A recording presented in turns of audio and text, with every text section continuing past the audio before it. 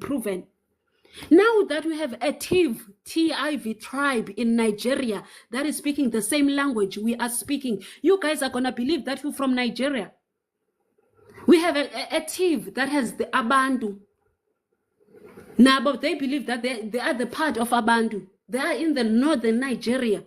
No, you're gonna say that even them, they are from Congo. Or you're gonna say that even them, you guys, you stop being from Congo. So these people systematically, so through the education, they are erasing our existence within the context, so that isingazulu bazabuyela kuthi and ask nilwela umhlaba. In fact, not bazabuyela sebesibuza indoba, if you were not here in South Africa, whose land are you fighting for? Because we have black politicians like Aboselo, Julius Malema, who believes, who got the podium and spoke about a hypothesis that you guys are from the West, you guys are from West Africa. Then go to West Africa and fight for the land there.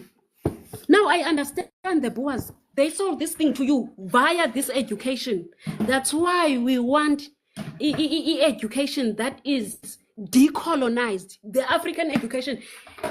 When Commander missed you, because you are taking away the wars as Luwezi Kings said, as a close-up speaking person now, the wars as Luwezi Kings said, the 100-year frontier war. You say they were never here in South Africa, they never existed. But figure South Africa in the 1800s, whereas they fought for 100 years in Abanda Bamshop. Wouldn't be that.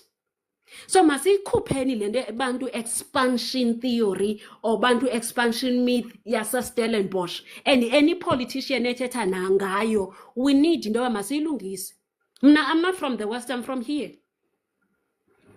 I'm not from the West, I am from here. So thank you. I wanted to correct that thing. Kudala ni sitting in Ngabase, Congo. Go and fight for the land in Congo and leave the native South Africans to fight for the land of their ancestors.